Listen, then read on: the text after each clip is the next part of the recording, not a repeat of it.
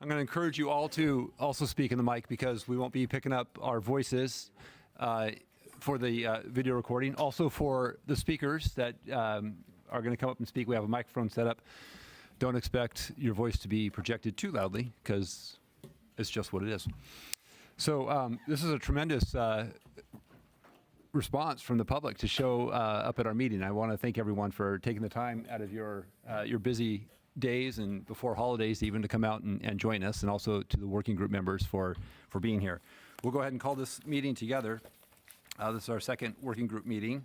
And before we get too far along the path, I'm going to ask Robin to call roll for the working group members and simply just say you're here if you're here. Alexander Liu. Here. Angela Della Porta. Here. Gary Templeton. Here. Doria Suma. Here. Gail Price. Here. Heather Rosen. Keith Reckdahl. Here. Kirsten Flynn. Here. Len Smith. Here. Parker Mankey. Here. C. Zhang. Terry Holzheimer. Tim Still. Yunan Song. Here. 12 present, 2 absent. Thank you, Robin. Okay, so you have an agenda that's before you, and one of the things that I wanted to do before we get started with our main program, at our last meeting, we gave you a big packet of information, and one of the things that we wanted to come back to was the ground rules, to see if anybody had any questions about the ground rules, or if this is something that we can all sort of probably not need to use, but it sets forth some basic matter of how to run meetings and how to respect each other's voices. So does anybody have any questions about the ground rules that we presented? Seeing none, we're going to quickly advance then to the main event here. And I'd like to introduce Nivi, who's going to lead us in the first part of this discussion. Thank you, Jonathan. We're really excited. It's a 2-hour meeting that we have in front of you all today. And briefly on the agenda, so we can jump in, we already had our welcome and introductions. We are getting into the self-guided site tour report back. You all got homework last time, and we would love to hear from you all in the next section. And then we, the consultant team, will present our initial findings on the existing conditions, and then we will have another engagement work with you all on assets and opportunities. And then we'll open it up for public comment. There are speaker cards with Robin, and so you can have your name written there. And then we'll do our wrap-up, and there is another assignment for you all before we come back to you in January. With that, we'll move on to the next section, and Kristen and Dave will guide us through it. All right. Here we are. Do we want to mention real quick the website? Should we do that real quick? So Yes. we do have a project. Oh, I do. Thank you. See, I told you, Jonathan, then I forgot myself. So we do have a project website, as was mentioned before. It's paloaltonvcap.com. You should have it on the bottom of your agendas as well.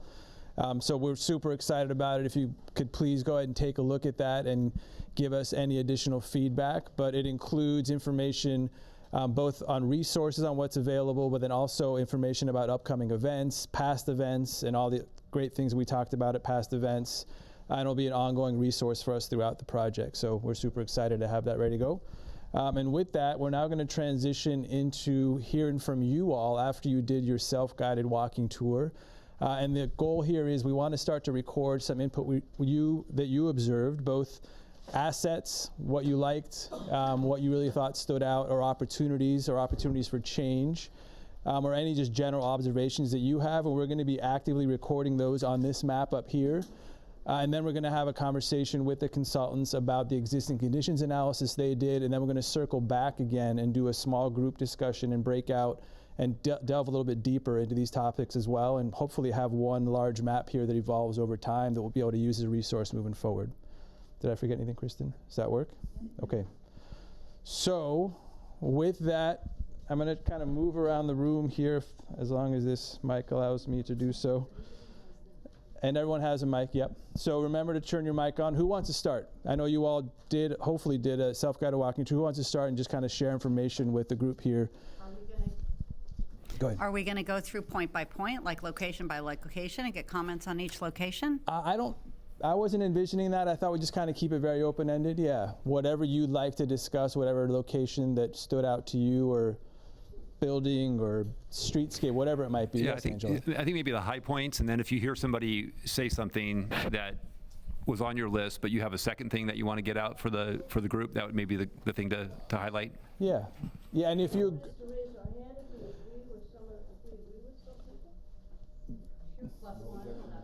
Yeah, that works too. Yeah, we'll be adding check marks so we can kind of see which ones are growing. But I would like to hear from everyone, so I'll kind of go around the room and call on you if you haven't had a chance to speak. So who would like to start? Kristen, did you want to go ahead and get us started? Well, one general note, and I live quite close to El Camino, so I started out walking down El Camino, and the 22, I have a lot of bus riders in my family, young adults, and I have a sister who never learned to drive. So just as a general note, the 22 no longer runs every 15 minutes, and I don't know how much Ventura neighborhood people are aware of the fact that the North Valley cuts have been quite severe to the transit. And the 522 doesn't stop for the bulk of the neighborhood understudy.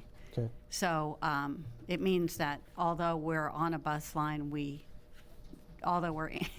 hear the buses, we smell the buses, but we don't get to ride the buses. Interesting. Okay. So that's an interesting note going into this, because we're talking about being near a transit corridor. Great. Thank you for that. Great start. Anyone want to add to that or have another point? Yes, Lon. Thanks. So just a little bit of background. So I'm probably more familiar with the site than most because we used to office there at the corner of Ash and Lambert, and a number of years ago we had several of the properties in this area, still have properties along Ash and Olive. One thing that's always been kind of tricky, and also I think it's an opportunity for the site, is you can see a lot of the streets don't really connect all the way through. It's kind of a hodgepodge in terms of the infrastructure. For instance, you take Ash from Page Mill over to Olive. Ash is a street, and then it's blocked off at Olive, and then Ash picks up again from Portage onto Lambert. Portage really doesn't go all the way through from El Camino over to Park because it's essentially the drive aisle along Fry's. Same thing with Acacia. Acacia just starts at El Camino, and it kind of gets blocked by the Fry's. So I think there's opportunities in this site for sure for kind of re-looking at the infrastructure and how the street grid runs through it, which would help, I think, vehicle flow as well as potentially pedestrian flow as well. Thanks, Lon. Yes, Carl. I'd like to chime in as well. I think that there's some design opportunity for the movement from El Camino to Page Mill. That corner is known for causing flat tires because the grate sticks out at a funny angle, and people often get backlogged there. There's no dedicated right turn lane at that space. So instead of waiting to turn right for the light, they'll cut through Olive to Ash to get through. So that puts a more traffic there than is necessary, and it's something that if we wanted to do it, great, and if we don't want to do it, we should look at how that corner, I know it's out of scope, but we should maybe even make recommendations for dealing with the traffic flow one way or the other, if we want it in our site or if we don't. Sure. Great. Thank you. So a lot of focus on connectivity and transportation. Do we have another comment? I thought I saw a hand on this side. Angela? Yes. I have so much to say about all of these, and I'm not sure if I should comment on all of the three places that we've commented on so far, or I'm just not sure how to approach this because I have a lot to say about all of them. Let's think about it. If you want to just cover just key themes, just highlights that you observed, and then when we break out into smaller groups, you have a chance to really dive in and dig deeper into every single one that you want to. We just want to kind of uncover some of the early observations. If you want to Okay. pass your notes along to Elena, I think they become part of the public record. Thank you. Okay, so I guess regarding the last point, I'm thinking that anybody who's living on Olive or on Ash there would not really want to have more traffic on their streets. And the way I've been thinking about it is that cut through traffic from El Camino to Park or from El Camino to Page Mill would be very sad and not what people want to live near. So that's just my perspective on that one corner. Yeah. Thank you. Is there anything else you wanted to add since on any of the other topics? Well, yeah, okay. In general, I think through traffic from El Camino for all of these is not the best thing to live with. And regarding Lund's comment, I wasn't sure, Lund, if you were talking about the corner of Ash and Lambert. Was that what you were talking about, that corner as a nice kind of entryway there, or not? I'm not necessarily identifying any specific opportunity, just kind of the basic general comment. If let's say, I know there's a big kind of pretense, but let's pretend that the site were blank. Mm-hmm.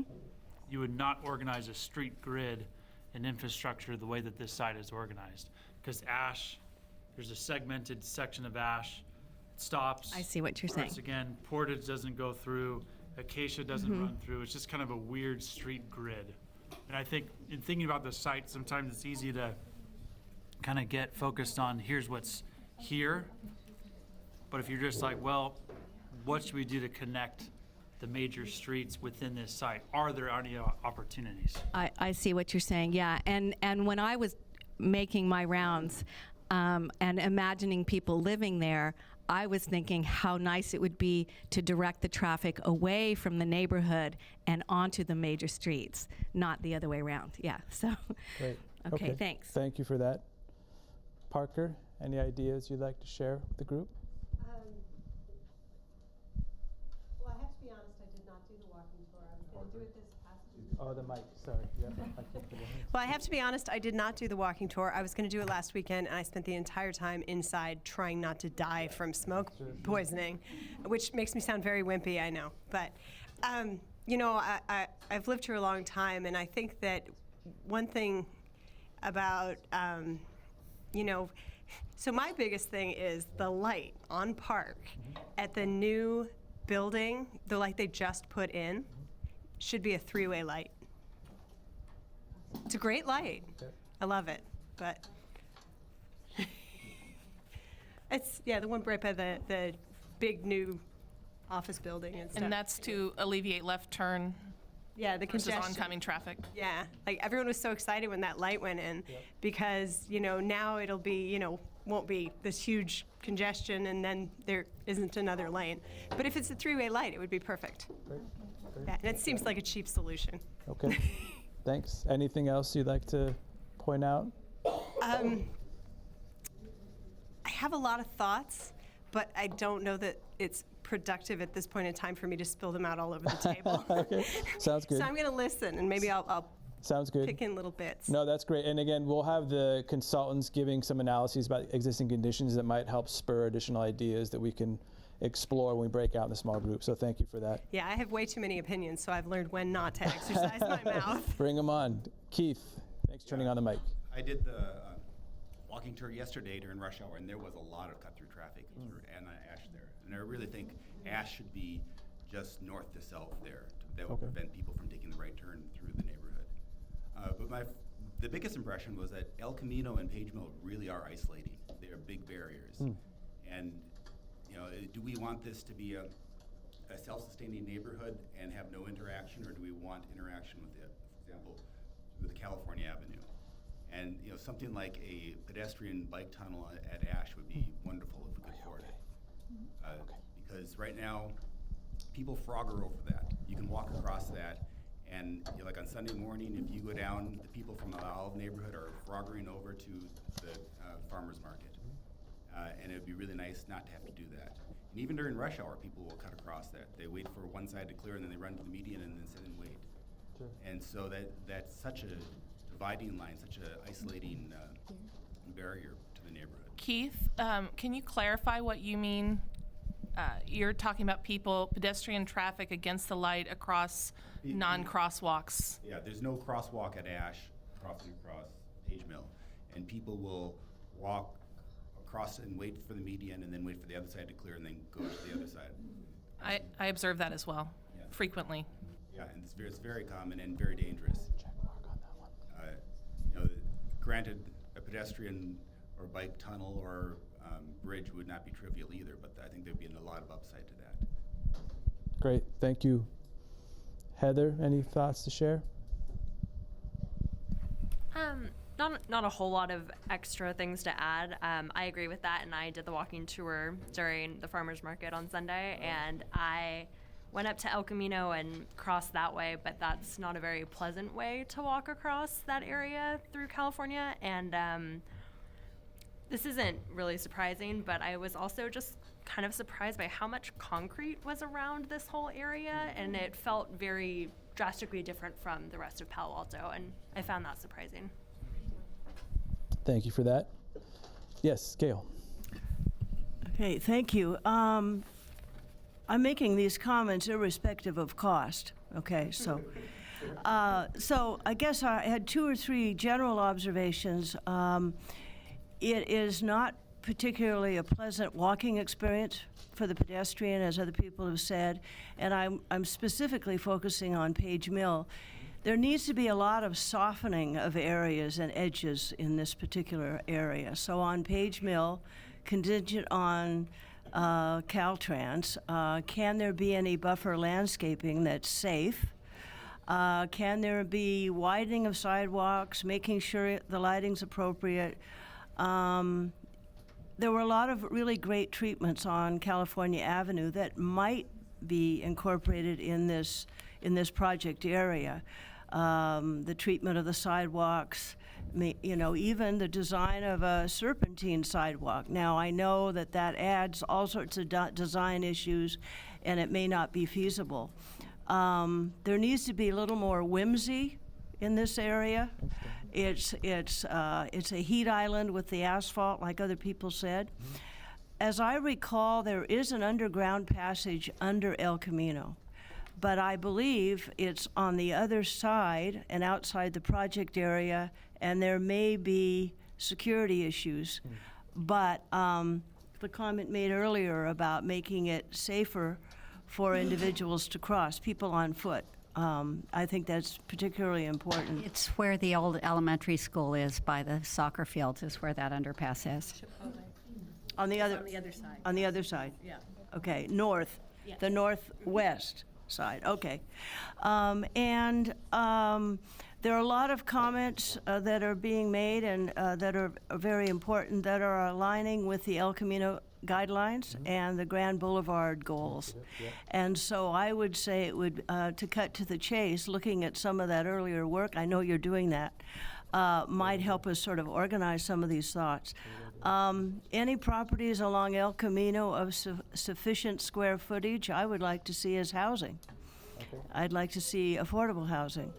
And there are a lot of issues related to landscaping and swales and other issues that we'll probably address later on. And I think I'll put my comments in a organized written form and submit. Thank you. That sounds great. Yeah, and again, there'll be plenty of opportunity to continue to add to. We'll start with Kristen, yes. So I have, now that I sort of see how it's going, because I didn't know the format. So general points, as far as the massing that you had us observe, the more broken up the roof and faceplane of the building is, the better I liked it. Okay. And there's a big difference between 3 stories and 4 in my observations. Okay. The public benefit items that you had us look at are not public, because there's a big plaza at whatever building at Page Mill and Park that is technically public, and I was walking with my daughter and I said, that's a public benefit, and they're like, but it belongs to that building. It's not ours. And I'm like, no, you're allowed to walk in there. I'm like, no, it's for the apartments. So I think any public benefit we get should be actually public, and should read and feel welcoming to the public, be adjacent to the right-of-way. Finally, the creek is in a maximum security prison, and it might be that physical access might lead to issues of safety or pollution, but we should endeavor at least to restore visual access to the creek, and also slow the water down as is correct for more contemporary visions on how to manage creek pathways. Great. Thank you very much. Keith, did you have something to add? I just want to follow up what Gail was saying about landscaping. On the north side of Page Mill there's a spot where the sidewalk goes from 5 feet from the road to 10 feet. That extra 5 feet makes a total difference. When you're walking down that sidewalk, it's almost like you're not walking next to a busy street. And then when that shrinks back down again, you're back on the busy street. So I thought that was a really big contrast. Great. Thanks for the observation. Yes, Yunan. So I did 2 walks, one on weekends, the other one is on rush hour weekdays. So I noticed there are a lot commuters or bicyclists there from the California station to either El Camino or on Page Mill.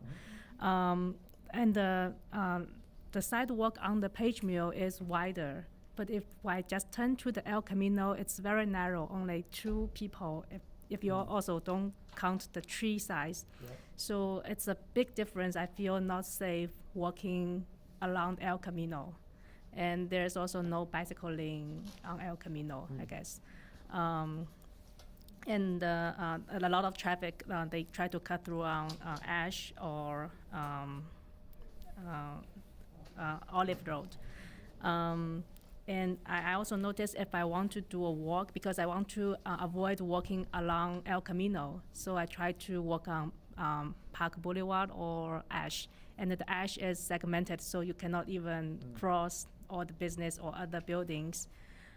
So I do think we have a chance to re-grid those roads if we want to encourage people walk not along El Camino. The next thing is for the creek. I think it'd be good if we can keep it. I mean, because I also did some research how other cities they treat such creek where there's no water for most of the year. They can build very contemporary things, so you can have some bike lanes along the creek. Instead of just making those parking spots, right? What we are making it now, and we can also put some maybe plants or arts on the wall of the creek. So there are a lot of options, but I would like to keep it. Yeah. Great. Thank you very much, Terry. Anything to add to the discussion? Sure. I walked the place about a week ago, and I did make extensive notes, but I won't go into all the details. I'll just give you the highlights. I also wanted to comment on the plaza that's on Page Mill that Kristen just mentioned. The plaza is not very inviting on Page Mill and Park Boulevard. Okay. I noticed along Park Boulevard, there's no really entrance to that park at all, or that plaza. There's no way to, you literally have to go down, I guess it's Page Mill, to enter that little park area. I also noticed in that area, obviously, there's a smoking hut, which is a concern to a lot of people, so you would have to consider either moving that or adjusting that in some way, I imagine, to make it more friendly to if you truly wanted to make it public access and accessible to everyone. The other mention was the creek, of course, making it more accessible as well. The creek is a concrete monster, that races through the Ventura neighborhood, and I think there's improvements that could be made to make it more friendly and inviting. Maybe bike paths or pedestrian walking paths of some kind. The last thing I want to mention is, of course, the Fry's building itself. I'm very, very interested in the historical aspects of the building. I think it does offer some unique historical aspects to Palo Alto, and I certainly would like to investigate that further in more detail and like to know more about it. I think the one thing that I noticed when I've never noticed this about the Fry's building really, and I don't know exactly what the technical architectural word is, but there's two features on top of the building that are very unique. They're kind of like cupolas in a way, and they run the entire length of the building. And I don't know if they were there originally when the cannery was built, but if they were, I think they are unique, and I think they are a unique structure that's worth possibly preserving in some way. So those are my general comments. Excellent. Thank you very much. Alexander or Doria, do you want to add anything? Sure, lots of good comments. I think in a general sense, parts of this area are not at all friendly for pedestrians, and other parts get more friendly.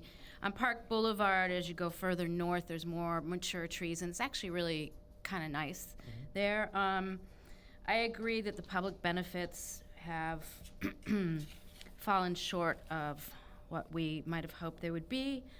I think there's a lot of opportunity if the creek can't be 100% naturalized, which I think will be difficult, at least joining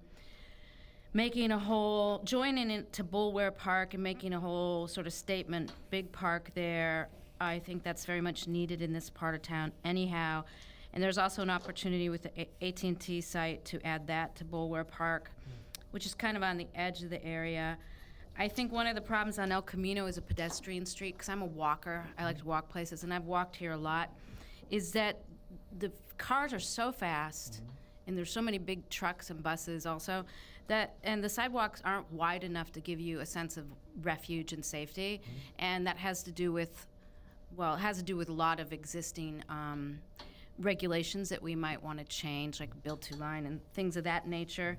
I certainly think there needs to be more mature trees along almost everywhere, especially on Page Mill. I hadn't known that people were crossing Page Mill at Ash and using the median as a place to stop in the middle. That's pretty terrifying, and that should be addressed.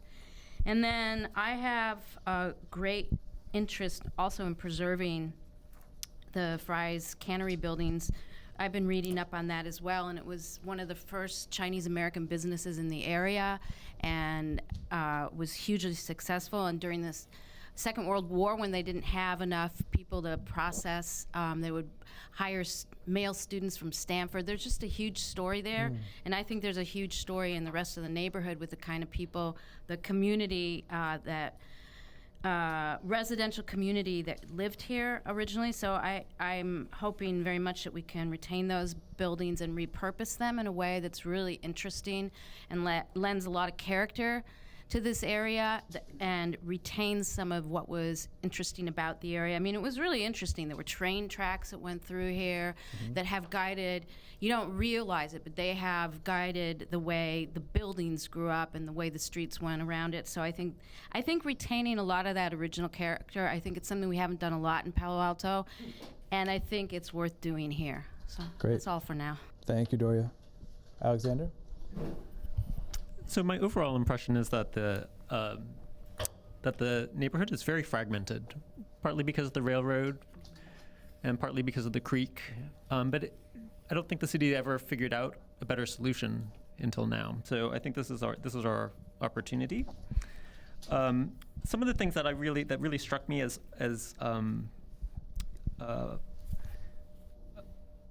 opportunities. One is the creek. There are some really beautiful oak trees along the creek, and even though it's like a concrete channel, I was looking earlier this year at the what is it called? The Nakameguro Creek in Tokyo, and it's the famous one with all the cherry blossoms, and that's a concrete channel the rest of the year, but for a couple weeks of the year, it's stunning and draws lots of people in to visit. Also, on the Fry's building itself, I actually like the covered porch there. It reminded me of the Old Market district in Omaha.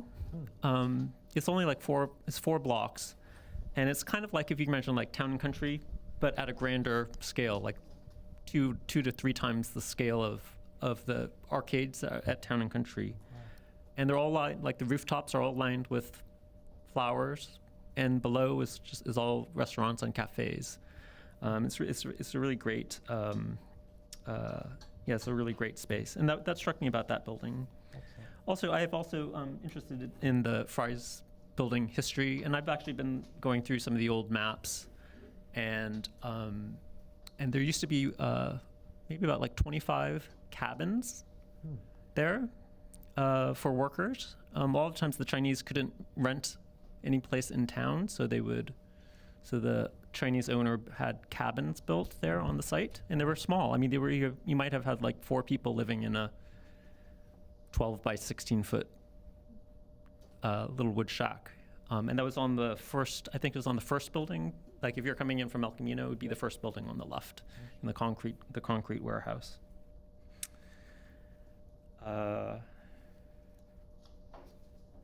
And I think that those are my big. I think those are my main impressions. Excellent. Well, thank one you. Last Go one ahead.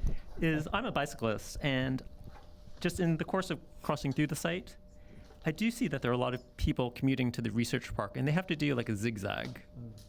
They go through Portage on El Camino to get to places to get to other places elsewhere in the research park, and I do see lots of Caltrain commuters also sort of zigzagging through the site to get other places. And I think that the whole experience could be a lot better for them. Great, thank you so much. We're actually perfectly on time right now, unless anyone has, yes, Jonathan. Oh, I'm sorry. Hi, sorry for being late in the first place. I had a walk in the Sunday afternoon. Am I on? Yeah, you're okay, cool. So one of the biggest impression I had is it's just, maybe it was just a Sunday afternoon, people are at home. I just don't see anybody out there in a lot of open spaces. I feel like there's a lot of potential we can make it more welcoming. So the park on location number 3, I think it's just like really sad place. Like there's a lot of cars and traffic, but there's no way to attract people to stay there. I saw there's a couple retailers, but there really isn't anything interesting going on. And I feel like also that place on the little park there should have more mobility feature that helps bikers. For example, we can have like a bike share there, or maybe not just having like a little like a bus stop there. We could like have maybe a couple ping pong board or anything that's more fun. And also an impression of walking along the big, sorry, I just slipped my mind. That big historic site. Fry's, yes. I felt like there was the parking space was just so vast. Like I feel like a lot of the land is not utilized, especially along the creek. So I think there's a lot of potential there. And on number 5, the Olive Avenue and El Camino Rail. So to be honest, I was actually trying to take the shortcut of trying to drive there. So I was have to get on El Camino and turn left, and I just realized like there's such a huge gap between the Ventura side versus what's on the other side of El Camino. So I wonder if there's any we could do anything to really help like the walkers to get access to the other side of El Camino in an easier manner. And also I felt like the bridge at number 8, I feel like there's a need to expand that bridge to make it more accessible. And let me see what else. In general, I also agree that we should have more bike lanes and make the roads safer and brighter. Because I think it was sunset and like at the dark, like it was very, like I feel like a little bit unsafe to walk around. So that's my comments. Great, thank you so much. Tim, was there anything you'd like to add to the discussion? No problem. We've had a lot of great ideas. You'll have an opportunity during the small group discussion as well to add more in. Angela, did you have another point? Can I just add one more idea that came out? I support a lot of what people have been saying, but one idea that came up is related to what several of you said. There used to be a light rail line that went from the Caltrain station around by the cannery and through there, and that would restoring that came up as an idea because it would actually help the people who are commuting from the Caltrain station to the Stanford Research Park. And it would also provide a way for people who are not walking or not on their bicycles, but who don't want to take their cars to get from this area to the California Avenue business area. So it would solve a lot of problems, actually, and it would be historic. Great. Thank you so much. Yes, Parker. I'm sorry, really quickly. So the Mike Spikes site, there's going to be a pedestrian crossing there at Olive. So there is going to be a crossing that will alleviate some of these problems. Great. Thank you. Would you just tell us and it has the thingies, right? Yeah, it's.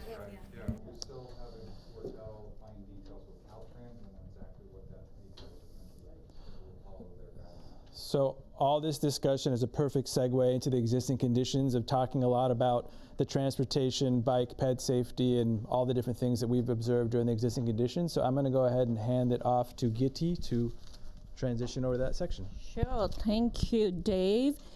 This is exciting. It almost feels like we are ready to start planning. You guys have such great ideas, so thank you for that. What we do want to do is take a quick moment and introduce the consultant team, and then they will share a few of their real preliminary readings of the site. You guys have said so much that is kind of coming up from our readings too, so there's a little bit of a reputation there, but we've just started diving into our analysis, so you'll hear from all the consultants. But before we do that, let me introduce the whole consultant team. I am Geeti Silwal. I am a principal at Perkins & Will, and we are leading the consultant team. I have with me our Perkins & Will teammates. Kristen Hall, she's the senior urban designer. She's the lead designer leading the project. Nivi Das, she is our project manager. She's already spoken to you for a minute before. And we have Rachel. You want to raise your hand? Rachel, she's an urban designer. And we have strategic economics. Sujata, she's principal strategic economics. She's going to be telling you something about findings for the housing analysis. We have Paul Beatty from Arab Transportation Planning. They'll be giving us a lot of insight on bike, ped, and all the great connectivity things. Dave and Leah, who've been doing this seems like a piece of art already. So they are leading our community outreach. And we have two other consultants who are not in the room right now, but they will in subsequent meetings. We have BKF as our civil engineers, and we have David J. Powers and Associates as our environmental planners. And with that, I'll hand it to Paul to take us through our transportation quick analysis findings. Thanks, Geeti. Yeah, so as we've seen, we could probably talk about transport and traffic all night. I think I've got about 8 minutes to get through this, so I'll keep... Yeah, exactly. All the questions have been asked already, so we're fine. Also, if this Irish accent is going far too fast for you, please slow me down. So that mic's not going to amplify, so if you can talk a little bit louder. Okay. I can do that. Yeah. So for transportation, we've embarked on an extensive kind of data collection exercise over the past few weeks. In terms of traffic flows, which we've all talked about already, none of these circles will surprise anyone. We can see the major flows along El Camino Real, along Page Mill Road, smaller volumes within the site, and we've already heard comments about the severance issues that causes for pedestrians and cyclists trying to get across from the site towards downtown area, but also across El Camino Real as well. There are lower volumes on the other perimeter perimeter roads around the site. So there's opportunities there to really harness that and not to jeopardize that by inviting traffic through the site. Again, comments we've heard already from the floor. Moving on, we looked at 3 routes through the site and around the site in terms of the daily profile of traffic to see, you know, what's it like throughout the day, not just in the peak periods. Are there peak times, or is it quite constant through the day? What we did find was that daily traffic volumes are quite low through Olive Avenue, but we did see, and it's been mentioned a couple of times, the rat running that's experienced along Olive and through Ash, and we need to be very mindful of that in terms of our design, in terms of our options, so that we don't encourage that, and we safeguard this area for walkability and for cycling. We also see that around the eastern and southern perimeters, so the likes of Park Boulevard, there are some spikes in the peak hours, but the volumes are generally low. So there are, again, we need to safeguard that and use that as opportunities for promoting walkability and cycling in the area. We look at bikeways and pedestrian networks. You can see there's good provision along Park Boulevard. Transit stops are generally well served by bike connections, but a lot of that is unprotected, as we've seen, and there's the cycling, especially along El Camino, Page Mill, has to interact with traffic. So it's not a very inviting environment for pedestrians and cyclists, and we need to think about that in some of our design considerations. We've also talked about penetration through the site. There's opportunities to open up the site a bit better for walking and cycling, and traffic was mentioned as well. Yes, but we can focus on maybe pedestrian only thoroughfares and things through the site, so that we don't encourage some of that rat running that we're seeing at the minute. We looked at intersection volumes for walking. We can see that major intersections like El Camino Real and Page Mill, there are high levels, but along El Camino Real between those major intersections is quite low, and we can see that again, that's a symptom of the uninviting sort of neighbourhood, the narrow walkways, the high levels of traffic. And again, this issue which keeps cropping up about that connectivity through the site and the lack of coherent routes that we can see here as well. And I think this is a very... Christian, can we hold questions till the end, please? Thank you. This is a very interesting slide which kind of corroborates the comments that we've made, or we've heard already in terms of that permeability. We did travel time, a walk time isochrone from the intersection of Olive Avenue and Ash to see where you can get to in 5 minutes, 10 minutes and 15 minutes. And you can see Olive Avenue along here presents quite a barrier to getting anywhere to the south. Unable to connect the box.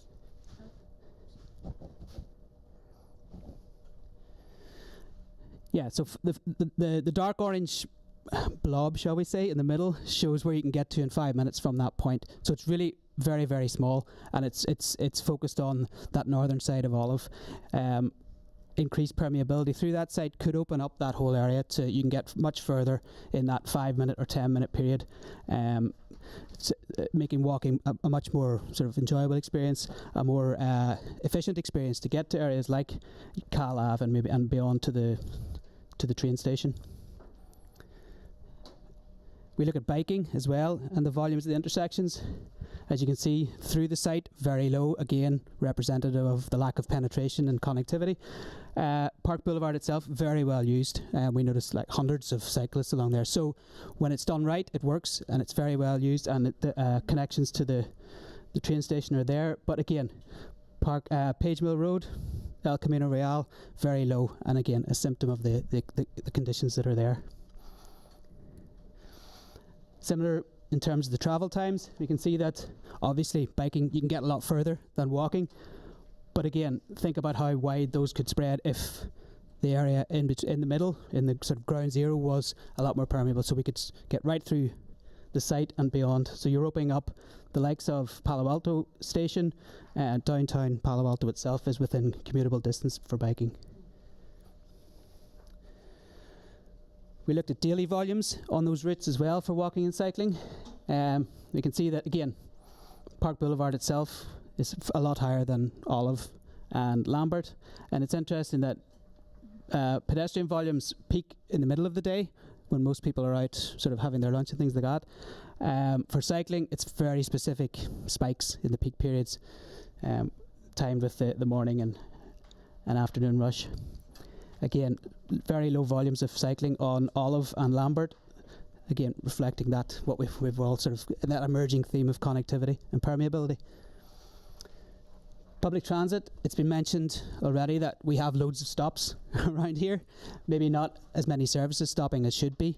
And that, and especially sort of within the site as well, there's opportunities potentially for routing some services through this site to provide better connectivity to a wider regional public transit system. Because, as you can see in the next slide, we've got a fantastic regional transit system here that we should be capitalising on and promoting. And the key to doing that is providing adequate connections for people so they don't have to feel it's a chore to get to a bus stop to avail of this service. So that's something we need to think about, is how we enhance public transport to make it a more attractive mode of travel for people that want to use it. And that's making it very accessible from people within that area, as well as people getting to and from work from that area, and services not arriving on the doorstep, but it's not difficult for them to avail of those services. Parking has been mentioned a couple of times. It's very interesting. We had a look at the amount of parking spaces that are on the site, both on street and off street. As you can see from that diagram, and I think it's been mentioned as well, there's a huge amount of space in the site devoted to parking, both on street and off street. We counted around 2,500 off street spaces in that area alone, and just under 500 on street spaces. And you can see the areas that takes up. There's masses of area devoted to parking. So in terms of our data collection, we wanted to find out, well, is that all used? Is it all needed? If we look at the on-street data that we collected, we looked at, we did counts throughout the day from 7 a.m. to 7 p.m.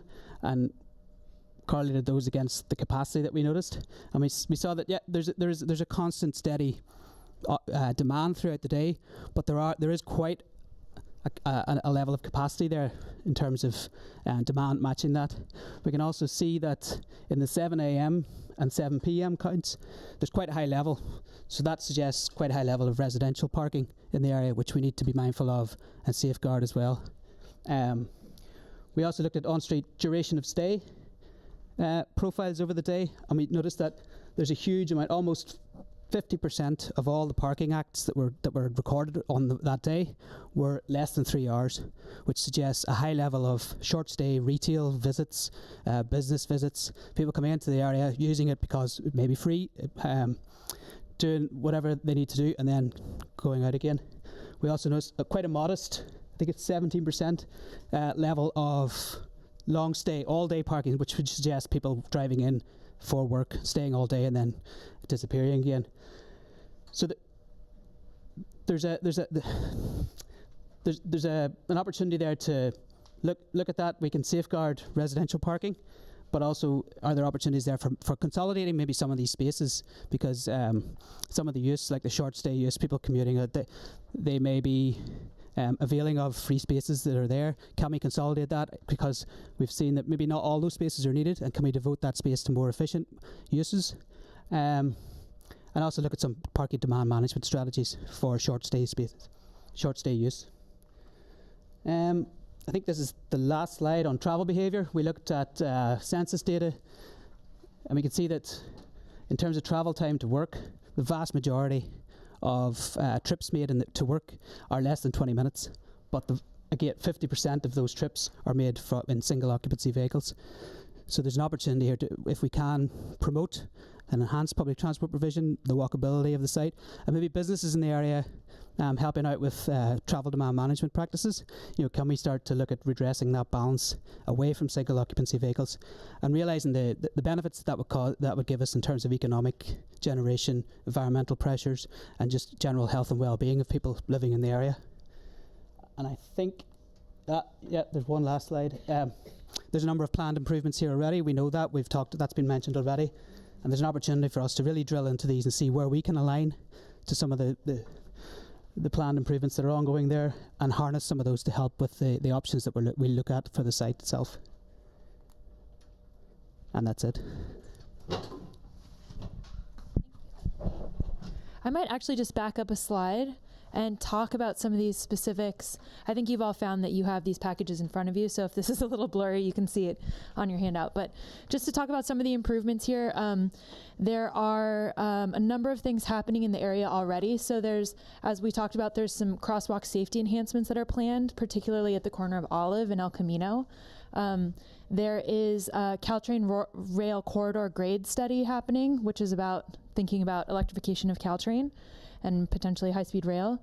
The Grand Boulevard Initiative, which some of you may know about, along El Camino Real, which is thinking about, kind of a whole peninsula and South Bay idea about El Camino being a different kind of environment that's more walking and bike friendly.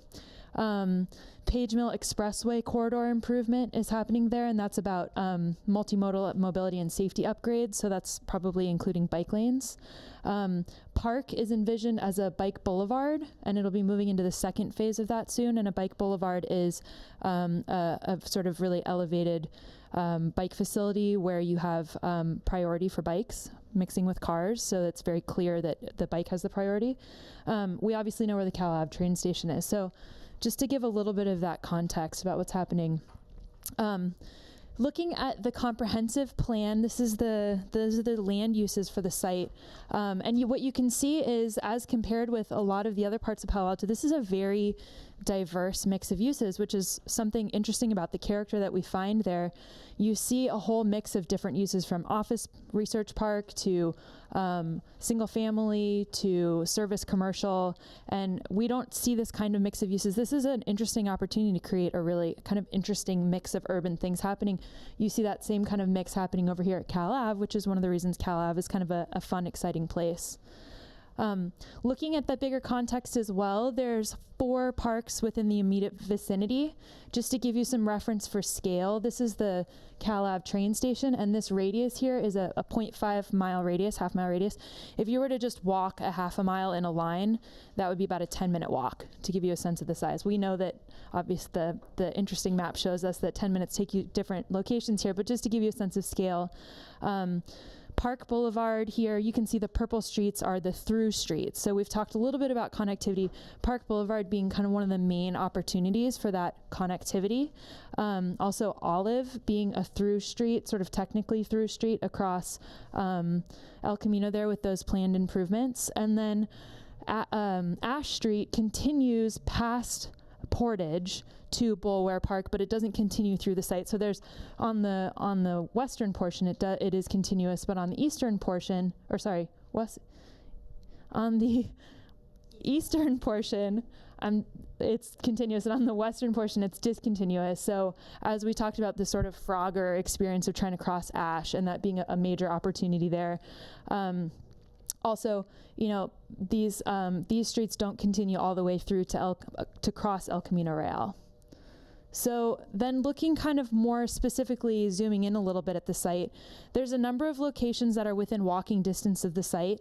The blue arrow here at the top is the walk to Caltrain, which is about a 15-minute walk from this intersection. Walking to Cal Ave, that's kind of our main retail connection. It's about a 10-minute walk from the edge of the site. Obviously, if we had a connection here, that would be, you'd get a lot of these stronger east-west connections, but the 2 locations where it's safe to cross right now are just in the north and south side of the site there. And then some of the parks nearby, Sarah Willis Park is about an 8-minute walk, Bulware Park is about a 2-minute walk from the edge of the site, Hoover Park North about 10 minutes, and these community playing fields are about a 5-minute walk from the edge of the site. Yep, right here at the kind of catty corners to the intersection of El Camino and Page Mill. Just to give us a little bit more sense of scale. And then looking at these intersections, there's just a handful of controlled crossings, and what we mean here by controlled crossing is that there's a stop sign or a light and a crosswalk. And so places that would feel safe to cross, I think we can caveat that we know that El Camino Real and Page Mill doesn't feel great to cross, but it is controlled. There are crosswalks, there are signals. And then, as we said, Ash Street, there is no controlled crossing. And really, having seen that slide before with all of the activity happening over here, this seems like a big opportunity in order to create more of those east-west connections along the site.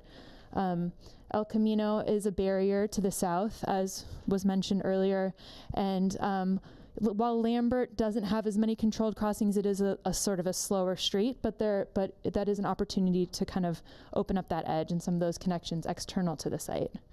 And then looking inside the site, what we can see is where there are streets, there are sidewalks, which is great. There are a number of sort of discontinuous sidewalks within the middle of the site, but generally speaking, within the site, it's fairly safe for walking. There's that pedestrian infrastructure. And then if we look at the open space context, there's a couple things existing and a couple things planned here. So there's Park Boulevard is an existing bike boulevard, which we know will be upgraded into a phase 2 bike boulevard. And then you can see that it also aligns with a pollinator pathway, which is an idea about creating kind of continuous plantings that attract birds and bees and butterflies and other insects that are pollinators. So what we generally see in this plan here is that where there's pedestrian or bike infrastructure, it overlays with ecological infrastructure. And so thinking about Park Boulevard is the major opportunity for that on the site. Also, Portage Avenue is identified as a desired pathway for a pollinator pathway. The creek has been mentioned as an opportunity. There's a couple ideas about the creek in the Palo Alto comprehensive plan. There's an idea about a 150-foot offset from the creek for habitat. We know that in order to make that a viable, functional waterway, best practices would be that it would have at least a 30-foot protected riparian corridor. So you can see the 150-foot offset there is in purple, and the white dashed line is the 30-foot offset. And then this area itself is actually part of Palo Alto's natural open space and recreation master plan, which has identified it as an urban canopy target area. So if you just note, looking at all of these areas around here, the green dots are all individual trees, and you can see there's kind of a density of canopy around the site that is different. You don't see that density of canopy within the site. Olive Avenue being kind of the exception to that. And surprisingly, El Camino has a number of trees, although I don't know how healthy they are. But, and then just looking at project context in terms of development. So looking at some of the recent development that's happened, somebody mentioned the new office building at the corner here. This is outside the site, but very adjacent, so worth the context. There's another development down here at the corner of Page Mill and El Camino, which has been recently developed. But then within the site, there's a couple redevelopments that have happened recently and a couple projects that have been recently entitled or permitted. Two of those are the recently completed building at the number 1 here and number 2, which is entitled and in process. And so then we also look at single-family homes owned by individuals. So in purple here, you can see these are single-family homes owned by individual people.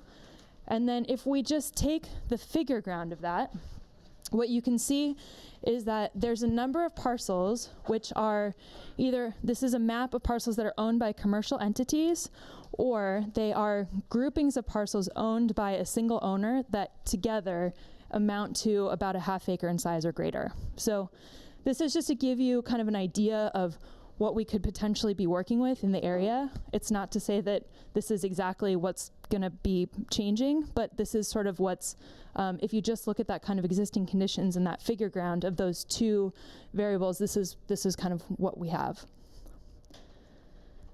And then just to give you a little snapshot of census data. We are in tract 5107 here, which is this area. And so just to say, you know, our site is here. Our census tract is a little bit bigger than our site, but it's a good kind of proxy for our site. You'll see there's probably more single-family homes within this whole area, because that's this area over here is kind of characterized more by single-family homes than our specific site. But we're just going to go through a little bit of the census data for the site, because that's the level of detail that we can get. So looking at the total population, there's some interesting things to note here. Within this census block, there are 749 people living here, and that population is generally, tends to be just slightly older than Palo Alto as a whole. There's a few less children, a few more seniors. It's not, you know, way off, but it is just sort of trends a little bit older. That tells us there may be fewer families, more seniors, and then potentially more working age people. It's sort of a minimum 50% working age people in this area. So looking at ethnicity and race, actually this area tracks quite closely with Palo Alto. You can see in blue we are showing the census block area, and in the kind of brown color we're showing Palo Alto as a whole. So you can see how this area compares. It's pretty much on par with the kind of breakdown of ethnicity of Palo Alto as a whole. In terms of households in this area are slightly larger than households in Palo Alto as a whole. So, and we also, Sujata's going to talk a little bit about the economics in a second, but what she'll tell you is that there's about 55% of the units are for rent and 45 are owned. So if you do a little bit of math, what you find is that about 60% of the people living in the area are renters. Also, 21% of all households are single-person households. So just some interesting ideas there about who's living here. And then also, in terms of dwelling unit composition, about 70% of the homes in this area are single-family, as compared with 61% of homes in Palo Alto as a whole are single-family. So there are more single-family homes in this area, kind of on the whole, than there are in Palo Alto. And the balance of the homes are multifamily homes, so that's 30% in this area and 39% in Palo Alto as a whole. And that's 2 or more units.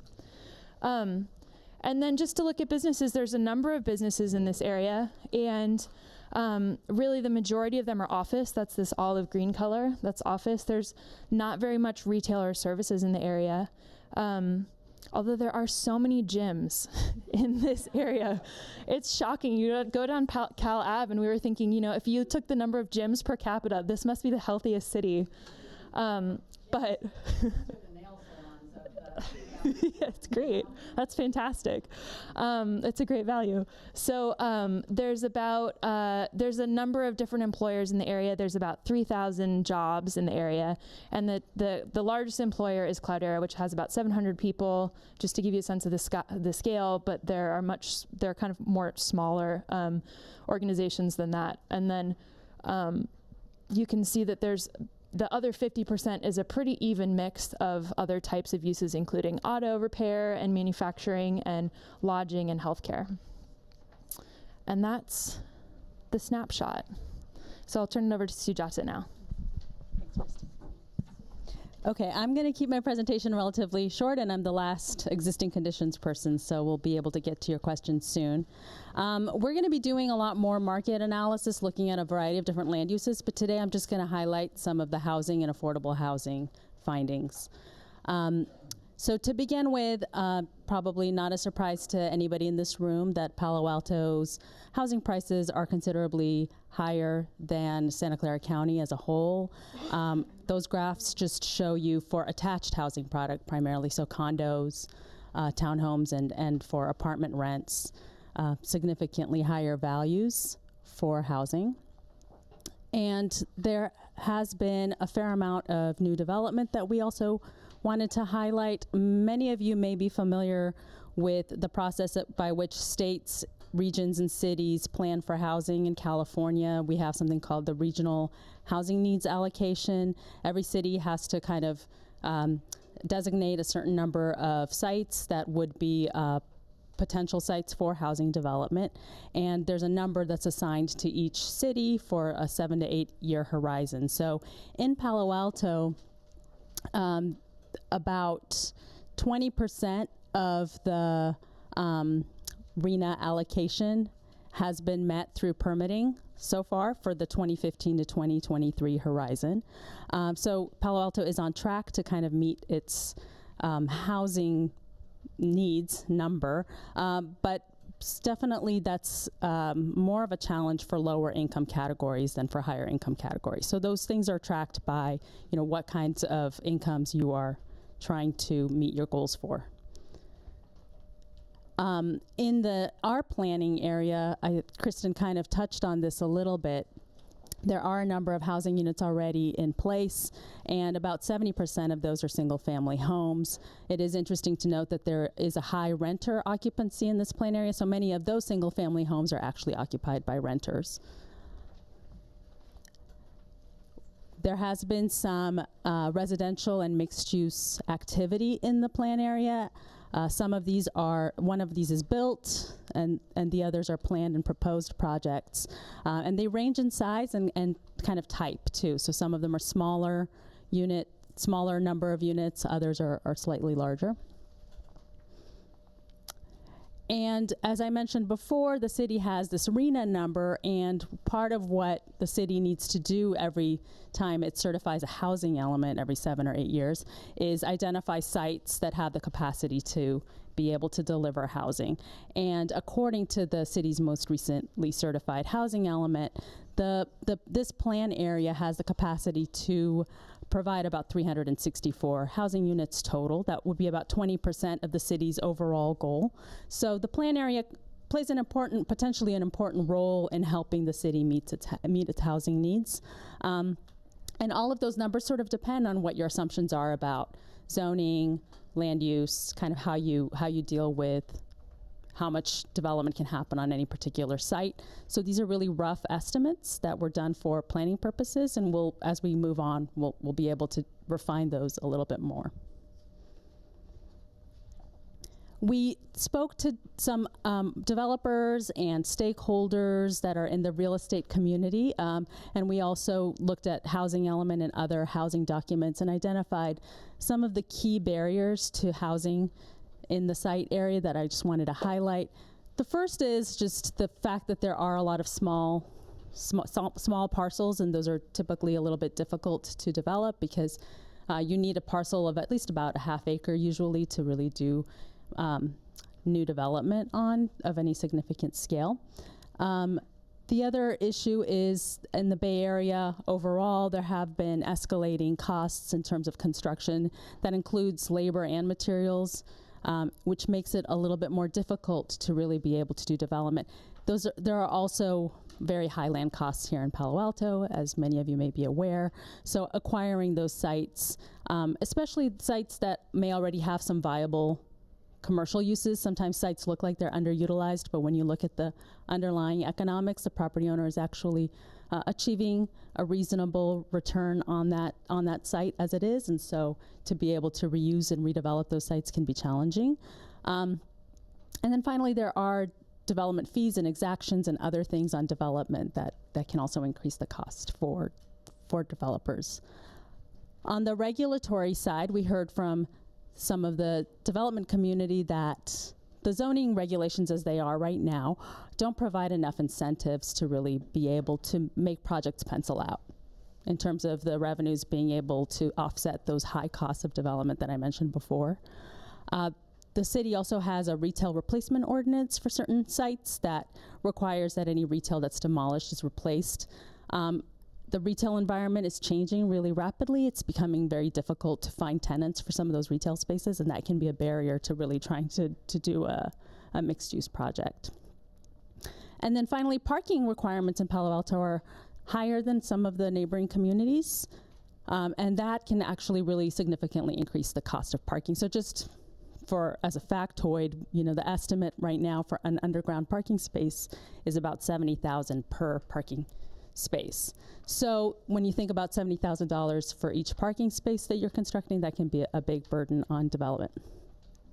And finally, as with any infill setting, there are always concerns about, what would the impact of new development be on the surrounding community?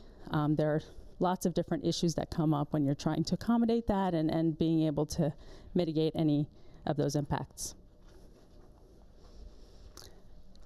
So that's kind of the negative side. On the positive side, there are a lot of opportunities here for housing, a lot of opportunity sites, some of which are of a large scale that can really flexibly accommodate a variety of different types of uses and housing types. The market, as I led with, is really strong for housing. There's clearly a need for housing in this community. And because of the Caltrain and bus transit access, if you're able to really leverage transportation options, provide more options, there might be an opportunity for you to also address that parking issue and reduce the cost of development. For affordable housing, there are some different kinds of issues that are more specific to thinking about very low income households. Those usually require some sort of a subsidy. And at the federal level, a lot of those subsidies have been decreasing. However, on the opportunity side, the city has actually implemented some new revenue sources, including an affordable housing impact fee, has increased the commercial linkage fees. These types of funding sources at the local level can really help offset some of the gap. In addition, there are some new state and county funding sources, Measure A, which passed in 2016.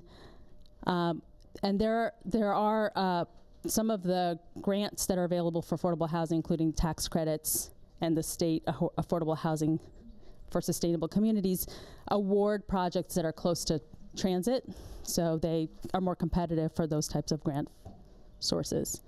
So those are some of our conclusions so far on affordable housing, and I'll turn it over to Geeti. Thank you, Sujata. So we don't have any findings from our environmental planners as yet. They're yet to do their study. But many of you talked about historical significance of the cannery building. This is something they will look into. In general, the historical context of the site, they'll definitely be looking into. There are challenges, the plume, potential plume due to the CPI facility. That's something we'll learn from them. Our hope is that when we come back to you in January for the next workshop, we'll have findings to share with you. So bear with us there. That's pretty much the end of the presentation. We definitely want to make sure we answer some of your questions. There was, Kristen, you had raised a hand, and we didn't get a chance to let you to speak. So we want to make sure any technical clarifications, go ahead and shoot your questions.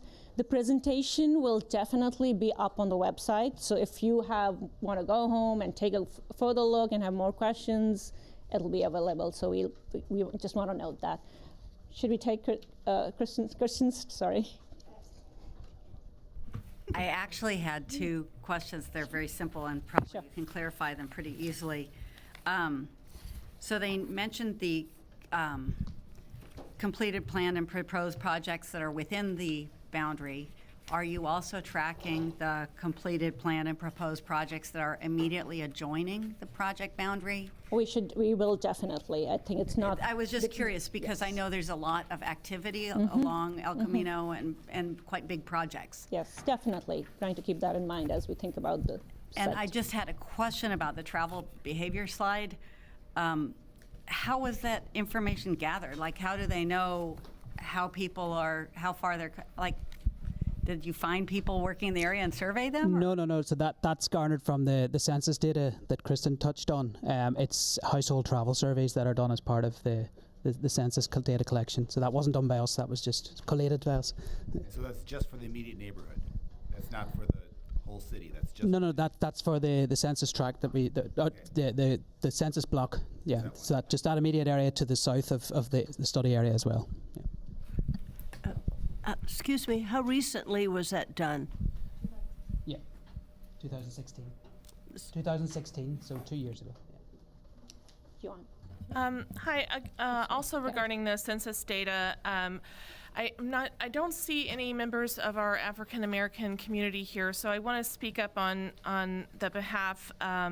Just to point out that you said there wasn't a lot of difference in the census data of this neighborhood, but you can see there's a 4x difference in the terms of how many African American families we have living in Ventura, and this is really important, defining very special part of our community. So it's important I hope that you can embrace that and understand that this is an area that has been historically very welcoming to diversity, whereas other parts of Palo Alto has different history.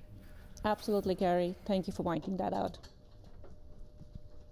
Any other just overarching technical questions? What we do want to do now is have a more smaller group discussions, and there'll be discussions around assets and opportunity. So if you all can take a minute to stand up, we'll rearrange the tables like really slightly so that there are 3 groups that can form around a table. Dave. Maybe after they regroup. Yeah, so maybe let's rearrange first, and then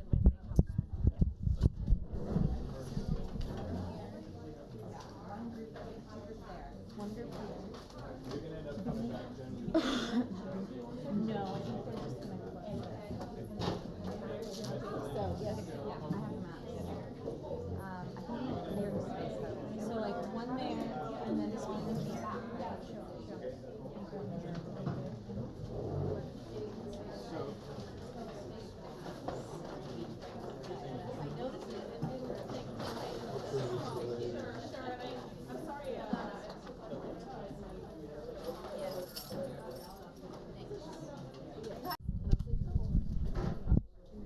All right, all, if we can come back kind of close to where you were before, we're going to go ahead and get started here. So, yeah, you could either sit down or if you want to remain standing, that's okay too. So the goal now is we had the overall discussion early on. We heard a little bit about existing conditions. Thanks, Kristen. We ready? Cool. Okay. Great. So now we're going to ask you to talk within your groups a little bit more about some of the assets and opportunities that you've heard from your neighbors or your colleagues. You've heard a little bit about existing conditions. Now we want to delve a little deeper, get creative on the maps, use the pens, mark it up to however you'd like. You could use the sticky notes like we have to identify either assets in green, opportunities in orange, or general observations in blue. And then I'm going to ask you to transition through each one of those. We kind of guesstimated 5 minutes for each. So if you want to maybe start by identifying assets or things that you generally like that you saw, then we'll have another 5 minutes. What's that? Do you mind if we just cut the background chatter a little bit? It's a little hard to hear. Good point. Hello all. We're going to go ahead and transition now to the next section. If you could all just give us a couple minutes to talk through this point, and then we'll have an opportunity to get loud again and talk in groups. So again, we're going to go from assets to opportunities, and then if we get to general observations, that's fine. But we really want to delve a little deeper into the conversation we've had to this point. Use the sticky notes if you want. Use the pens and just draw on the map if you want. And then at the end, we're going to ask you all to report out, and we're going to hope to characterize everything we hear back on this map up front so we could really focus all of your great energy and input onto one map that will then be able to transition forward as we move on to future studies and observations and conversations with you all. So we have about, I think, 30 minutes or so for this exercise, so there's plenty of time. I'll come around and make sure you're kind of transitioning from the assets, the opportunities discussion, and we'll go from there. Any questions before we jump in? Yes? How does this differ from the exercise? It's very similar in that was just initial observations. Now that you've heard a little bit more about the existing conditions, we want to give you a chance to really delve in and have the conversation with your colleagues in your groups, and then we'll report out on any additional observations that we found. Yeah, so very similar to what we just did previously. And we're going to have someone from the consultant team be at these stations kind of listening in and asking questions, but we're sort of more to listen, and you guys can kind of self-facilitate. Sound good? Do the puts of colors coordinate with anything? Like is one? Yes. Yeah, sorry. So like I mentioned, so we have the assets are green, opportunities are orange, and then the blue is just general observations, or you could feel free to just write directly on the map, whatever you're comfortable with. That was kind of another way to tie it back to the other discussion. But we'll have a report out at the end, and we'll go ahead and organize it for you on the larger map from what we hear, and then everything that you record on the maps we'll take with us as well. Does that sound good? So we'll start with assets. Maybe we'll give you a good 5 to 10 minutes to talk through assets, probably about 10 minutes. Then we'll move to opportunities, and then we'll go from there. Yes? I think we're very close to on schedule. What time do we? What time will we have the public comment? 7:20, okay. So we're about 10 minutes behind schedule, so we'll keep this going quickly so we get to public comment at 7:20. Thank you for the comment. Okay, sure.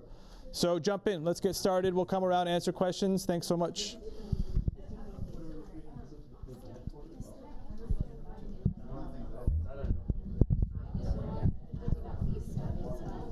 The general comments, I think. Thank you so much for taking the time to have this great discussion. You guys getting close here? Are you asking us to review our top 3 of each or something? Generally, yeah. I think that would be the ideal. I know that's how we kind of had it laid out, but that would be great. Yeah, top 3 of each would be great. Okay, all, here we go. We're going to go ahead and stop this portion of the discussion and move on to actually do a report out so we have plenty of time to get to public comment. If I could have everyone's attention, please. If I could have everyone's attention, please, if we can come back to the center of the room. Okay, here we go. Sure, we could do that, or you could just kind of jot them down as we go. Okay, we're actually going to start with this group here. You all could all chime in, or if you want to pick one person to be your spokesperson, just to kind of keep this moving efficiently, if you could name your top 3 assets and top 3 opportunities, or pick which ones you think are the top. We'll definitely take everything that you've put down on your maps and record them, but we want to transition that onto the larger map, and then we'll have an opportunity to hear from the members of the public, and then we'll do a wrap-up. So who would like to start here? Terry, if you could please talk into a mic here, Terry, so we get this recorded. Thank you so much. Okay, again, we kind of focused in on the Fry's historic part of the building, especially the area around the cupolas that we mentioned earlier. Sorry, is that working? Yeah. Okay, we talked about, again, the Fry's building with the cupolas. The other thing is we talked about Ash connecting over, connecting to the market, that leads over to California Avenue. We think that's really an opportunity too, I guess you could say, trying to reconnect Ash across Page Mill, right? Is that what we said? And because we think there's a real good opportunity there for people to travel there. Great. Okay. And you want the opportunities? There's a lot of them. Sure, yeah. If you want to throw out a couple or a few. Okay. We talked about Bulwer Park, expanding it and making it kind of connect with the Matadero Creek and flowing more toward up into the railroad tracks. There's an opportunity there, we felt. Improving the plaza corner, which I mentioned earlier, making it more user-friendly and more neighborly. Let's see, what else? I don't know if I can read this, but, Acacia, is that right? Would you just say it? Acacia Avenue, extending it so it connects with Ash Street, because right now it doesn't extend to that far. It runs really into a parking lot, so it's more connected. So, perfect. Okay. Thank you, Terry. Sure. And we'll definitely take the rest of your comments as well and record it and share it back out with the team. Thanks so much. This group spokesperson, start us off, Kevin. Keith, yeah. Keith, sorry. That's fine. What we liked about the neighborhood is, number one, the Park Boulevard. It's a wonderful bike route, and so if you're living there, it's very easy to get on it and go out north and south, and with very little competition for traffic. So we thought that was a big asset. The Olive Pepper neighborhood we think is wonderful. It's just a smaller neighborhood. It's not overbuilt like these big McMansions that are in other parts of Palo Alto. It's much more quaint than that. And then the third is just the proximity to Cal Ave and also to the Ventura neighborhood. The access to neighborhoods we thought was very nice. Excellent. For opportunities, we really wanted to see the flow considered from the Ventura all the way over to Cal Ave, so that it goes through maybe it was you talking about the flow, not just within the site, but crossways, and also out to Hanson, or is that Hanson right here? Yeah. So the second thing we wanted to talk about was bike path safety. Right now we have a wonderful bike path on Park, but it has a tremendous number of driveways and paths and things like that. And we were wondering if there was a way that we could improve upon that, given our proximity to uninterrupted space near the train tracks or the creek.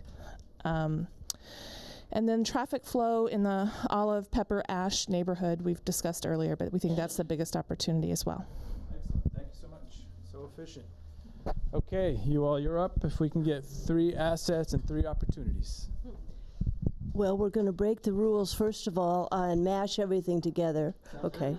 So let's see. We had a lot of observations about pedestrian flow and bike flow and circulation connectivity. I'll touch on some other things that we mentioned. We wanted definitely a variety of housing types, affordable housing, middle-income housing, etc., types, styles, ownership patterns, providing increasing capacity there. A lot of comments were made about environmental features and the creek as an area to naturalize the creek, etc. We talked about the importance of enhancing destinations. So if there's a way to incorporate additional retail, if that's possible, We had one member who kept insisting we should have a bar in the area. And right, I will not mention, but it's okay, it's good. Look, we're open, we're inclusive. Okay, and so we also talked about the importance of making this a huge artistic opportunity. So there are communities, for example, which paint geometric designs in intersections, and all of this would be done in a way, there are ways we can solve that kind of opportunity. Let's see here. Massing of the buildings, height of the buildings, the importance of articulation, so there's visual interest, the importance of using landscaping artistically at providing buffers to existing members, existing housing and people who live in the community. We talked about the importance of considering a development agreement, which is a negotiated agreement with the property owner, so we could really specifically articulate community benefits that are needed and desired by the community members. Let me think. I think we've covered most things. I didn't want to repeat. Maybe one last one. Oh, boutique hotel. Okay. We thought that is a way to bring in, the tax to the city, and it could be designed in a way that complements the rest of the site. We also felt that architectural elements should reflect the history and the architectural features that exist there now. And we also talked about historical placards that could document the history of the neighborhood. Excellent. Okay. Comprehensively. Should we give ourselves a hand? I like we're starting with a hand there. That's great. Well done, everyone. So now we're going to transition to public comment. You all could just stay where you are so we don't have to scramble, and I'll turn it over to staff to start calling out names of. Excellent. If you want to line up here as you hear your name called. Don Barr. Thank you. Don, if you want to come on here, we're going to set the mic up for you.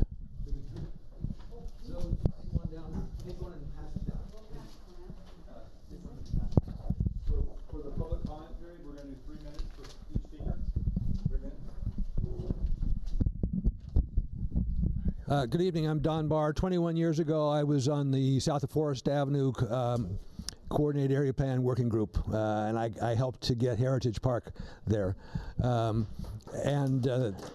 right now I want to talk to you about Mayview Clinic, which is currently, it is the only federally qualified health center in Palo Alto that treats low-income and uninsured families, and it has like 1,500 families assigned to it by county health, and it doesn't have nearly enough space in its courthouse. It's currently in the courthouse. It's a tiny space. So Mayview Clinic needs more space. So I'm actually speaking on behalf of Mayview Clinic, but they are collaborating with Palo Alto Housing, saying it only makes sense to do a mixed use, because if you look at the goals for the coordinated area plan, goal 1 is for housing and land use for multifamily housing. Goal 4 is for community facilities, and the idea of a ground floor clinic that would be the only dental clinic in Palo Alto that takes Medi-Cal. It would expand the availability of medical care so they could see the people who are actually assigned to them, with affordable housing above. So the idea, and this is Palo Alto Housing is perfectly happy with this, and so Palo Alto Housing and Mayview Clinic would like to ask that you include conceptually in the project a mixed-use project with a medical dental clinic, for a nonprofit medical dental clinic on the ground floor that would be Mayview Clinic, and housing above. Thank you. On this, and for others, this is now up on the website that I hand out. Bill Ross.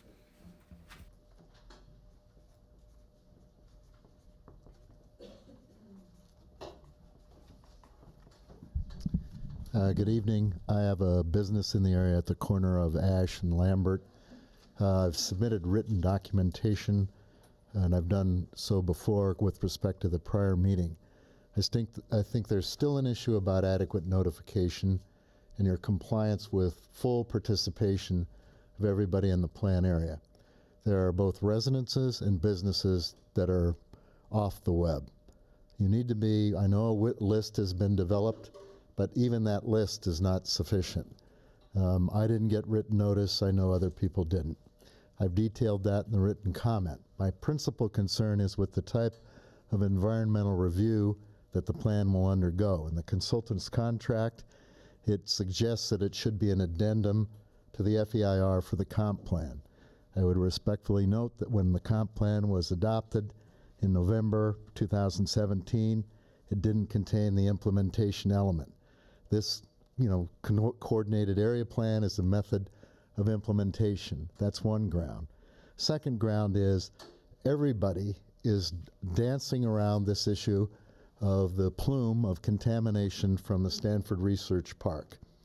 Under no circumstances, and there are identified, if you go on GeoTracker for the Regional Water Quality Control Board, there are, I think, 3 sites that are either subject to remediation and will close out or have closed out. That's independent contamination of both the groundwater and the soil. Notwithstanding that, the development of any other property in this area should not be deemed to be a responsible party under Regional Water Quality Control Board regulations. Why? That contamination was caused by the Stanford Research Park, both the fee owner, the university, and its tenants. Evidence of that is affected right now. Stanford's suing Hewlett-Packard concerning the cleanup costs that they had to have implementing the Upper California development. If you want to have affordable housing, one of the costs of affordable housing is undoubtedly going to be a new foundation. The water table's high in this area. You're going to run into that right away. I would suggest it's inappropriate to have an addendum. The standards under CEQA guideline section 15164A are not present. They should not be pursued. I would also suggest, as is in the consultant's contract, that the environmental review for the area not be phase 1, that's just the surface, but be phase 2 and have coring in very specific areas so there can be a database for analysis of groundwater and soil contamination. That affects the construction costs for new commercial, new housing, and among other things, this last element that you presented, what's the feasibility of doing this?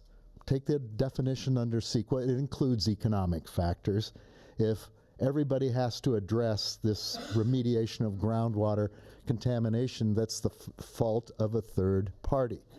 In terms of jurisdictions, I think you need to add to the website the fact that the area is basically surrounded by other jurisdictions, the websites of which you haven't acknowledged. Page Mill is a multi-jurisdictional street. It's owned and maintained by the county. There's a cooperative agreement with the city. I can finish in just a minute. El Camino's the state, Caltrans, that isn't in there. And the flood control channel is the Santa Clara County Water District. I would also suggest, quite respectively, there is a very good model of another jurisdiction that has taken the water out of a flood control channel and utilized it for the development of parks, actually recharging the groundwater basin, and that's the city of Pasadena and the Arroyo Grande. For another term, that's where the Rose Bowl is.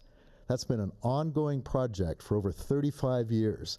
There's an example of something that could be utilized presently for the benefit of all, especially for the generation of more park space. Thank you. Mirko Horst.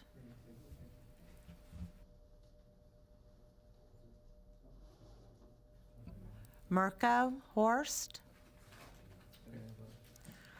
Elaine Johnson. Hi, everybody. Is this on? No. You can probably hear me anyway.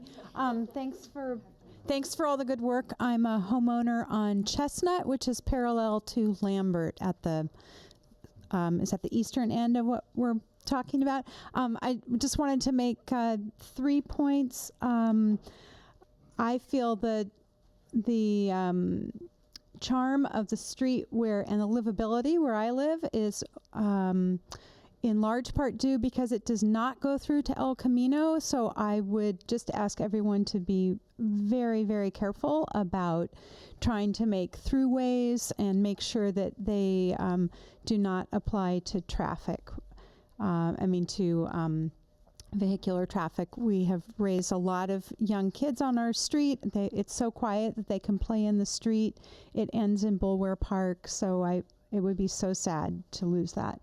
The next point also relates to traffic. I continue to be extremely concerned about the traffic on Park Boulevard. We're all talking about it being a bike boulevard, but it seems that the city just keeps okaying more and more huge buildings that bring more and more traffic to that street. So I want to be sure that this group is coordinating with whoever in the city okays construction of buildings. Maybe if that is going to be such an important bike boulevard, we should be scaling back the size of those buildings and thinking more carefully about where their traffic comes out. The last point is about the Fry's area. Many of the homes in this area are quite small, and it would be terrific to have a community center included in what we do with that area. Thank you. Peter Lockhart.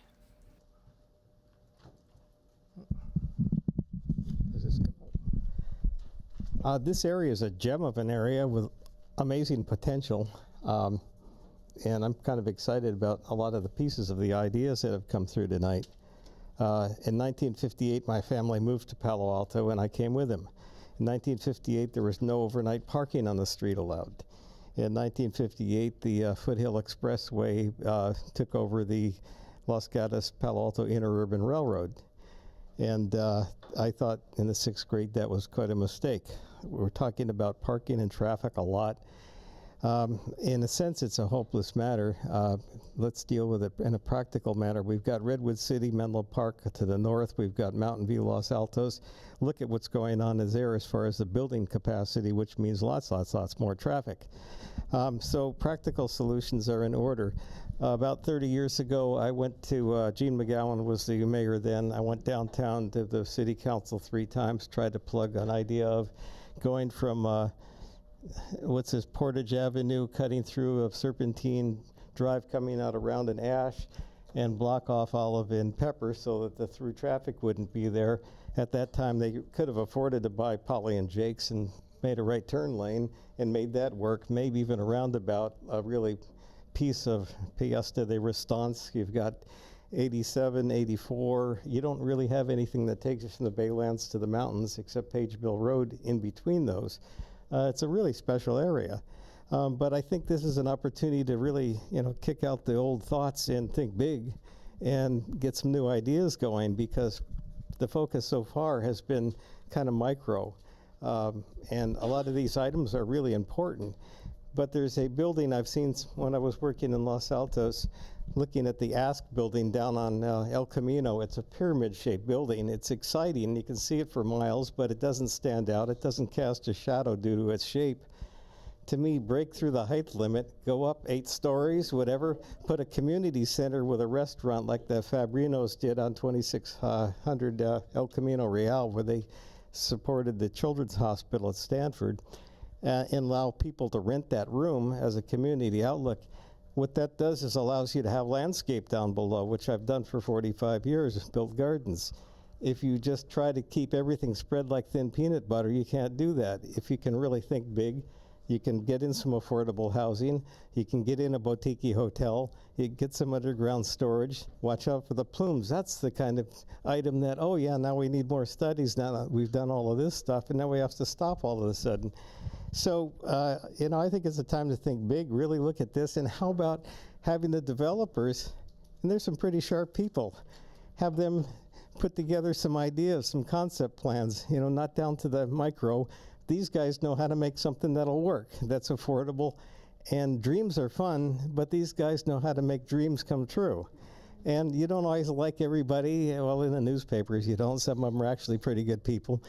but why not have them assimilate these ideas and present something to us that would work? Anyway, that's my idea. It's an exciting area. I've been around for a long time here. I've seen a lot happen and a lot not happen. Let's do it. David Adams. You're right. No, you're okay. You're okay. Would you like to hold on to it? No, on here. Okay. You're welcome. David Adams, Olive Avenue. A couple of items to staff. Can you please make the packet available before the meeting? There's so much in the packet to go through. It's really difficult to come up with some sensible questions otherwise. The consultant's report looks to be just an overview or summary. Can you please publish the full consultant's report? I think it should be made public. Regarding the tour and several comments, when the AT&T building was going in at the corner of Page Mill and El Camino, there was talk of cutting a right turn lane, but that didn't happen. They didn't force that through, so what you've got now is the worst intersection, the worst rated intersection in Palo Alto, and cut-through traffic going through, Olive, Ash, Pepper. What you could do as well is, seeming as Park Boulevard is a bike boulevard, how about cutting off that ingress-egress from Cloudera so that you don't have all this cross-traffic going across the bike boulevard, making it difficult and dangerous for bikes and pedestrians. We don't want the streets connected up and therefore creating more traffic. Part of the charm of the area right now is that we don't have a lot of traffic, on Olive and all of that, apart from the cut-through traffic, peak times. The sidewalks on Park are really narrow. Nobody mentioned the lampposts in the middle of the sidewalk. Great place to put the lampposts. The consultant report. What you got to deal with, riding your bike on Park Boulevard is, with all these offices now, everyone's coming in at 9, you've got to make the 9 o'clock, cell phone to your ear, that was a bike, oh, sorry about that. So, that's how it is now. Extensive data collection exercise, well. What about surveying the existing residents? You've got residents on Olive, Pepper, and Ash. Instead of going to census data from 2012 to 2016, you've got a population there that you could ask questions of. I sat down for 10 minutes and I came up with about 20 questions. What mode of transport do you use for commuting? How many cars you got per household? The project is supposed to be data-driven. Let's drive it by data, not by ideology. The development, any development that takes place should be after the Bike Boulevard improvements on Park. Putting 20% of the housing allocation in this one area, I think, is unfair to Ventura residents. It's certainly not a fifth of the area of Palo Alto. And then another consideration is Olive Avenue, which is single story, single family. So 8 stories next door would be a bit much, I think. Thank you. Our last speaker is Sophie Greenberg. Thank you all very much for your patience. Sorry, Sophie. We're going to do a quick wrap-up afterwards and tell you a little about your homework. So if you can just give us 5 minutes after this last speaker, that would be great. Thank you so much. Hello, I'm Sophie, and I grew up in Palo Alto, so I know Palo Alto very, very well. And I think the main thing that I've noticed, and I really think we need to address this issue, is affordable housing. The Cardinal Hotel is just it's a prime example of 75 residents being evicted from their homes who have lived there for almost over 30 years. And we're just giving them $7,000 or whatever, and that is not enough money. It's not about the money. It's about giving them a roof over their head to live. And I think we've come to a point that we need to look at communities like eco-villages or kibbutz. There are tons of kibbutz in Israel, and look at sustainability issues. We need to have these smaller communities where people live, not these big mansions. I see it. I grew up in a big house. I don't think it's right. My parents still live in a big house. They're 2 people, and it's ridiculous. Okay? You don't need to have all these cars, you're taking from the earth. Okay? We're taking from our planet, and we need to give back to the planet, so we need to take less and live in smaller places. It's okay. You don't need to have 5 rooms in your house. You can live in 1 room. It's important just to have a roof over your head. And so I'm all about having like a small, like a community where there's businesses within the community. There's a garden where people can grow, and we don't have to outsource to other places, and then that creates more pollution. And if it's all more sustainable, then you don't have to do all this outsourcing, which costs more money and pollutes the environment. I work at a school, and I always try to teach the kids about compost, recycling, and I think that we need to move on with its evolution, and we need to have new ideas. And these big houses, having all these cars, it's got to go. I'm sorry, but the greed is got to go, okay? And we just need to have our basic needs met. So thank you.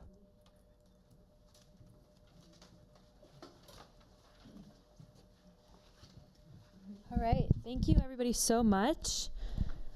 We have pretty much spent the whole afternoon thinking about existing conditions. I feel like we've kind of set a baseline together and really understand what's going on in the site from a technical perspective, from an experiential perspective.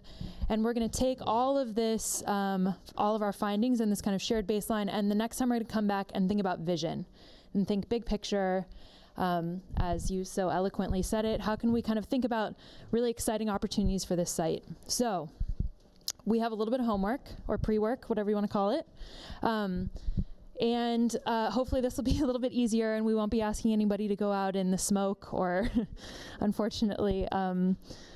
So for the next time, we'd love you to think of a district, a neighborhood, a place that you really like, that you think would be a good model for this district. And so we're going to ask you to give us 3 images that represent this place, and then we're going to ask you to talk about what you like about these images and why you think it'd be a good model for this place. And we want you to send those to us ahead of time so we can also do a little bit of background research on these places. Think about things like, you know, what is in this place that you like? What are the uses here that support that? How do people get to this place? How do they get away from this place? What is it about the whole experience of the place that you find compelling? And so I'll give you an example. This is my place. So my place is the Pearl District in Portland. And what I really like about this place is it's got some great open spaces. And in this open space, you can see there's a lot of people hanging out. There's things to do in the park. And there's these nearby housing and commercial uses, which put people in those places all the time, day, evening, and on weekends. There's beautiful tree canopy, and I think this image really captures kind of the feeling of that place as a really vibrant, urban, comfortable neighborhood. I also really like that the buildings here have these interesting architectural characters, like these kind of front porches, which are old loading docks where people can kind of hang out and talk to their neighbors and see each other as they pass by. I like the quality of materials in this image. And then I also really like that it's super bike friendly. There's a lot of bike lanes and they have bike share. And a lot of people are always getting around by bike, even though it's raining in Portland, although it doesn't really rain, it just mists. But so to me, that's what really makes this place special. And those are things that I think could be opportunities in this district. So we'll be asking each of you to give a little report out like this with 3 images. And if you can just send us those images, this is in your packets too. If you can send us those images by December 3rd to the email address, which is the nvcap@cityofpaloalto.org, that would be fantastic. And our next meeting will be January either the 16th or the 31st. We're still trying to pin down a location. We'll let you guys know with plenty of advance notice when that meeting will happen. Yes. How early will materials be available for that meeting? Just to the person's comment earlier. 2 days before. And how will that be distributed on the website or on an email to the interested parties list? Website? Website. Yeah, on the I think that website. was a great point. So thank you for being available to provide that. Is Sure. there any way for people that are on the other side of the digital divide to get images?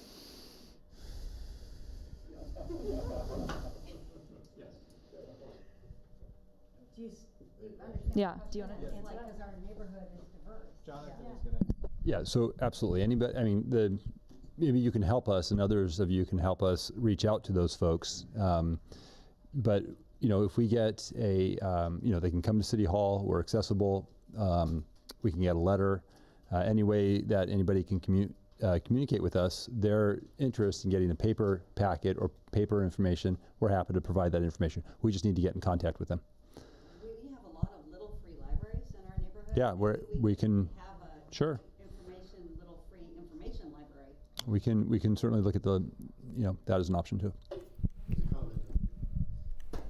A lot of times plans for projects are posted at public libraries, and so these reports could be posted at regular public libraries also.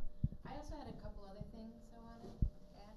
I wanted to thank Elena for getting us a list of contact information. Oh, sorry. I wanted to thank Elena Lee for getting us contact information in case we wanted to contact anybody and follow of our group and follow up on comments. And I also wanted to ask 2 things tonight. Somebody texted me, but she had already left because she couldn't get in because the doors were locked. So we should find if we're going to be meeting here or someplace that's locked, we should maybe find a way to deal with that. She went home. And the other thing, I was wondering if we could switch the public speakers to the beginning in case they can't all stay for the whole thing, if we could consider that. Thanks. Thank you. I think also one other comment was just there's a lot of printing and color printing, and maybe we can lighten up on the amount of colors so that it can be the packet can be a little bit more sustainable. That's it for tonight. Thank you so much for your participation. We look forward to continuing the conversation next time.